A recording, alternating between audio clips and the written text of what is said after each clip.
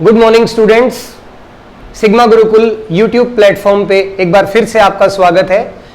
बच्चों, मैंने मैथमेटिक्स में एक छोटी सी सीरीज स्टार्ट की है जिसका नाम है कैलकुलेशंस। उसकी एक वीडियो हम बना चुके हैं जिसमें हमने सीखा था स्क्वायर और क्यूब। लेकिन स्क्वायर और क्यूब तभी कंप्लीट माना जाएगा जब उसके साथ साथ हमें स्क्वायर रूट और क्यूब रूट यानी कि वर्गमूल और घनमूल भी क्लियर हो, तभी ये एक पूरा कंप्लीट चैप्टर हम मानेंगे square, square root, cube and cube root. तो चलिए आज हम स्टार्ट करते हैं स्क्वायर क्यूब का दूसरा part, square root and cube root. तो देखिए बच्चों, पहले इसका जनरल मीनिंग समझ लेते हैं कि हम यहां निकालने क्या वाले हैं। ये कुछ नंबर्स मैंने यहां लिखे हुए हैं, इनके बारे में अभी बात करेंगे। पहले एक मिनट आप मेरी बात को ध्यान से सुनिए।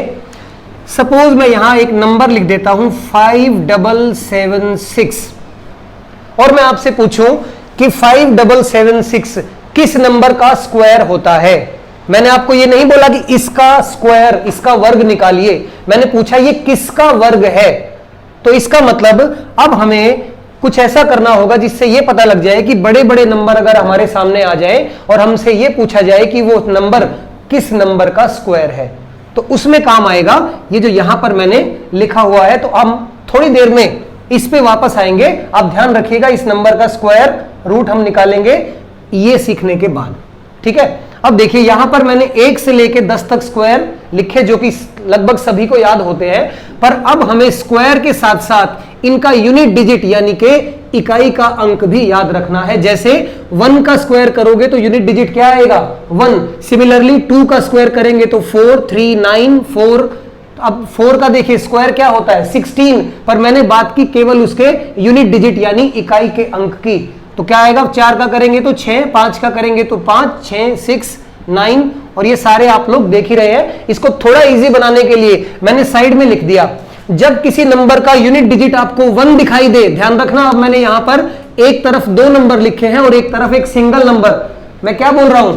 जब किसी नंबर का यूनिट डिजिट यानी इकाई का अंक आपको 1 दिखाई दे तो वो 1 का स्क्वायर भी हो सकता है और वो 9 का स्क्वायर भी हो सकता है। जैसा कि यहां लिखा हुआ है 9 का स्क्वायर क्या होता है? 81। यानी किसी नंबर के एंड में अगर आपको 1 दिखाई दे तो वो नंबर 1 का स्क्वायर भी हो सकता है और वो नंबर 9 का स्क्वायर भी हो सकता है। सिमिलरली अगर किसी नंबर के एंड में आपको 4 दिखाई दे तो वो 2 का स्क्वायर भी हो सकता है और वो 8 का स्क्वायर भी। ऐसे ही 6 अगर दिखाई दे तो 4 और 6 का स्क्वायर, क्योंकि 4 का स्क्वायर 16 होगा और 6 का स्क्वायर 36।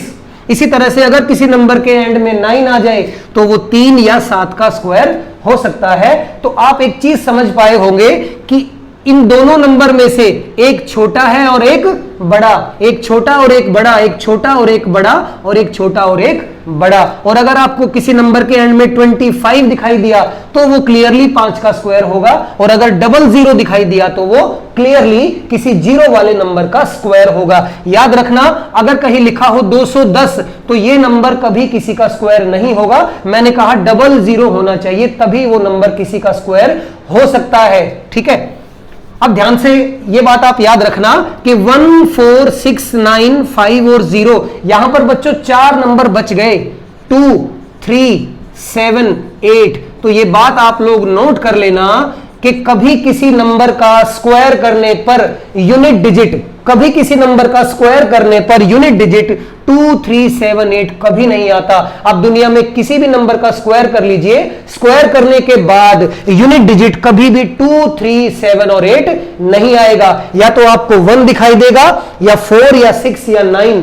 1 होगा तो 1 या 9 का स्क्वायर हुआ होगा, 4 होगा तो 2 या 8 का स्क्वायर किया होगा, 6 होगा तो 4 या 6 का स्क्वायर किया होगा और 9 होगा तो 3 या 7 का। 5 और 0 तो यूनिक है, ये इन्हीं के स्क्वायर होते हैं 5 और 0 के, ठीक है। तो इस पॉइंट को भी याद रखना, एक मैं क्वेश्चन कराऊंगा इसके ऊपर अभी थोड़ी देर में। तो अब आते हैं, मेरे ख्याल से अब आपको याद हो चुका है कि यूनिट डिजिट में जब 1, 4, 6, 9 आएगा तो वो किस किस के स्क्वायर हो सकते हैं। अब इस नंबर को निकालते हैं। इतनी बात समझने में हमें जो टाइम लगा बच्चों, स्क्वायर रूट और क्यूब रूट निकालने में आपको मुश्किल से 4 या 5 सेकंड लगेंगे अगर ये छोटी सी 2 बातें आप याद रख लेते हैं कि यूनिट डिजिट कब क्या होता है, ठीक है। अब यहां देखिए, हमें पता करना है कि ये नंबर किस नंबर का स्क्वायर है। तो इस नंबर को आप 2 पार्ट में डिवाइड कर लीजिए, 2 पार्ट में, ठीक है। एक ये पेयर और एक ये पेयर। अब ध्यान दीजिए इसका यूनिट डिजिट क्या है 6, यूनिट डिजिट 6 होने पर या तो ये 4 का स्क्वायर होगा या फिर ये 6 का स्क्वायर होगा। लेकिन इस नंबर का क्या यूज है, एक्चुअली 4 डिजिट का नंबर है तो ये कम से कम 2 डिजिट के नंबर का स्क्वायर होगा, यानी हमें 2 डिजिट चाहिए जिनमें से एक डिजिट तो 4 या 6 में से होगा यूनिट डिजिट, और दूसरा जो पहला डिजिट है वो इससे पता चलेगा। अब बस एक छोटी सी प्रोसेस है, कोई भी नंबर आ जाए उसको पेयर में डिवाइड कर लो, उसके बाद 57 से पहला स्क्वायर क्या होता है 49, और 57 से अगला स्क्वायर क्या होता है 64। बच्चों हर नंबर के साथ आपको यही करना है कि जो पहला पेयर हम बनाएंगे उससे छोटा स्क्वायर और उससे बड़ा स्क्वायर हम लिख लेंगे, और साथ में यह भी ध्यान रखेंगे उन दोनों के बीच में गैप कितना है। 57 और 49 के बीच में कितना गैप है 8 का गैप है, याद रखना ये मैं गैप लिख रहा हूं, और 57 और 64 के बीच में कितना गैप है 7 का गैप है। बस हमारा काम खत्म हो चुका है। और एक बात और बच्चों, आप प्रैक्टिस कर लोगे तो ये चीजें आपको कभी लिखनी नहीं पड़ेंगी। 2-4 स्क्वायर रूट या वर्गमूल निकालने के बाद आपको ये सब याद हो जाएगा, क्योंकि ये बहुत छोटी छोटी चीजें हैं। उसके बाद आप किसी नंबर को देखते ही उसका स्क्वायर रूट निकाल पाएंगे, लेकिन प्रैक्टिस करने के बाद। तो चलिए अब मैं दोबारा से एक बार जल्दी से रिपीट कर देता हूं, कोई भी नंबर आए उसको पेयर में डिवाइड कर दो। बच्चों बड़े नंबर बाद में देखेंगे, पहले एग्जाम पॉइंट ऑफ व्यू से समझते हैं। बहुत ज्यादा बड़े नंबर एग्जाम में कम ही देखे जाते हैं, तो पहले हम अपना बेस बनाए, जब बेस बन जाएगा तो अपने आप प्रैक्टिस करते करते हम बड़े नंबर भी निकाल पाएंगे। ठीक है, देखिए किसी भी नंबर को स्क्वायर रूट निकालना हो 2 पेयर में डिवाइड करो, पहले पेयर से छोटा और बड़ा स्क्वायर लिख लो, और उसके बाद यूनिट डिजिट पे जो आया वो किस किस का स्क्वायर हो सकता है ये लिख लो। अब ध्यान देना 57 का स्क्वायर देखो, 49 स्क्वायर होता है 7 का, और 64 स्क्वायर होता है 8 का, यानी कि ये नंबर पहला डिजिट क्या होगा 7। हमेशा छोटे वाले का पहला डिजिट हम लिख लेंगे, क्योंकि 80 का स्क्वायर नहीं हो सकता या 8 का स्क्वायर नहीं हो सकता। 49 और 64 के बीच में है तो नंबर भी 7 और 8 के बीच में होगा, या 70 और 80 के बीच में होगा, ये हम कह सकते हैं। तो पहला डिजिट आ गया 7। अब देखिए इस 4 और 6 में से यहां कौन सा लिखें, ये हमें दोबारा से यही नंबर बताएगा। जिस तरफ गैप कम होगा, बस ये बात काम की है। सबसे पहले छोटा और बड़ा स्क्वायर लिखो, 49 7 का स्क्वायर है, पहला नंबर आ गया। दूसरे नंबर के लिए ये देखो कि गैप कहां पर कम है, छोटे नंबर की साइड या बड़े नंबर की साइड, या छोटे नंबर की तरफ गैप कम है या बड़े नंबर की तरफ। अब देखिए 57 से जब 64 पे आए तो गैप कम है यहां पर 7 किसकी तरफ, अगर बड़े नंबर की तरफ गैप कम होगा तो बड़ा नंबर लिख देंगे, अगर छोटे की तरफ गैप कम होता तो छोटा नंबर लिख देते। तो यहां पर क्या आ जाएगा 6। अब एक क्वेश्चन कराने से क्लियर नहीं होता, मैं यहां पर 2-3 छोटे छोटे ऐसे क्वेश्चन, अब देखना मैं इतना सब नहीं लिखूंगा, सिर्फ आप देखते ही स्क्वायर पहचान लोगे। जैसे देखिए 1024, अब हमें निकालना है कि ये नंबर किसका स्क्वायर है। तो 4 है, या तो 2 आएगा या फिर 8, यानी कि या तो छोटा नंबर आएगा या बड़ा नंबर आएगा। तो 2 और 8 में से एक आएगा यूनिट डिजिट पर, ये तो श्योर है, लेकिन ये बताएगा कौन, ये पहले वाला नंबर बताएगा। ठीक है, जैसे 10 से छोटा स्क्वायर 9 और 10 से बड़ा स्क्वायर 16, तो यानी कि पहला नंबर आएगा 3, और यहां 1 का गैप और यहां 6 का गैप। तो गैप कहां कम है, गैप जिसकी तरफ कम होगा वही नंबर आ जाएगा, यानी कि यहां गैप कम है मतलब छोटे वाले नंबर की तरफ गैप कम है। और 4 और 8 में क्या लिखना था हमें, 2 या 8, छोटे वाले की तरफ गैप कम होगा तो छोटा नंबर लिखेंगे, और बड़े वाले की तरफ गैप कम होगा तो बड़े वाला नंबर लिखेंगे। तो यहां छोटे की तरफ गैप कम है, इसलिए 3 के बाद क्या आ जाएगा 2 आ जाएगा। एक और नंबर लेते हैं 9801।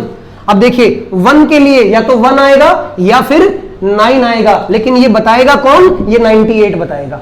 98 से पहला स्क्वायर क्या होता है 81, बहुत दूर है, और 98 से अगला स्क्वायर क्या होता है 100, बिल्कुल पास है, और जिसके पास होगा वही नंबर लिखा जाएगा। तो पहला नंबर तो आ जाएगा 9, और क्योंकि 100 के नजदीक है यानी कि बड़े वाले के नजदीक है, तो 1 और 9 में से कौन सा नंबर आएगा, बड़ा नंबर आएगा। बड़े के नजदीक तो इनमें से बड़ा नंबर, छोटे के नजदीक तो इनमें से छोटा नंबर। तो यहां पर क्या आ जाएगा, सॉरी 9।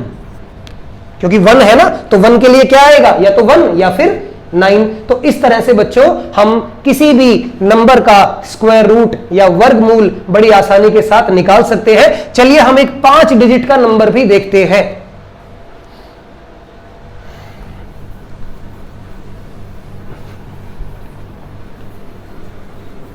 अब देखिए हम इसको भी मिटा देते हैं, क्योंकि अब मुझे उम्मीद है कि ये चीज आपको याद हो चुकी होगी। सिर्फ बड़ा और छोटा चेक करना है और स्क्वायर रूट 2 सेकंड के अंदर आ जाएगा। हम एक नंबर और लिखते हैं 12544। अब देखिए यहां पर बच्चे को दिक्कत आएगी कि पेयर कैसे बनाए, तो याद रखना लास्ट वाला पेयर हमेशा 2 डिजिट का ही होगा और उसके अलावा बाकी सारा एक पेयर। अब देखिए 125 से छोटा स्क्वायर 121 और 125 से बड़ा स्क्वायर 144। साफ नजर आ रहा है कि 125 किसके नजदीक है, छोटे वाले के नजदीक है। तो 121 किसका स्क्वायर होता है, 11 का, और उसके बाद 4 के लिए या तो 2 आता है या फिर 8। और छोटा और बड़ा कैसे चेक करेंगे, अगर छोटे की तरफ होगा तो छोटा नंबर और बड़े की तरफ गैप कम होगा तो बड़ा नंबर। तो छोटे की तरफ गैप कम है, सिर्फ 4 का गैप है, तो छोटा नंबर आ जाएगा, यानी कि ये नंबर किसका स्क्वायर है, 112 का स्क्वायर। तो बच्चों सब प्रैक्टिस की बात है, स्क्वायर रूट बहुत ही आसान सी चीज है। सिर्फ क्या चेक करना है बस कि ये जो नंबर है यूनिट डिजिट पे, इसके लिए हमारे पास क्या क्या ऑप्शन है और वो 2 में से कब छोटा लिखेंगे और कब बड़ा। जिसकी तरफ गैप कम होगा वही नंबर लिखेंगे। तो ये तो बात हुई बच्चों स्क्वायर रूट की। आप लोग इसकी प्रैक्टिस करना। मैं अभी ज्यादा क्वेश्चन नहीं लूंगा, क्योंकि पहले मैं हमेशा बेस क्लियर कराता हूं किसी भी टॉपिक का। अगर आपको निकालना आ गया तो फिर एक वीडियो में हम स्क्वायर, क्यूब, स्क्वायर रूट और क्यूब रूट चारों के सिर्फ क्वेश्चंस की बात करेंगे। पहले मैं आपको इनका बेस सिखा दूं। तो चलिए अब स्क्वायर रूट इतना ही है, अब सीखते हैं हम क्यूब रूट यानी कि घनमूल, कि कोई नंबर किसका क्यूब है ये कैसे जानेंगे। और बच्चों क्यूब रूट बहुत ही आसान है। स्क्वायर रूट में 2 स्टेप थे कि आपको पेयर में डिवाइड करना पड़ा, क्यूब रूट में भी पेयर में डिवाइड करना पड़ेगा, लेकिन एक ही स्टेप में आपका काम हो जाएगा। बस उसके लिए हमें अगेन यूनिट डिजिट याद होने चाहिए।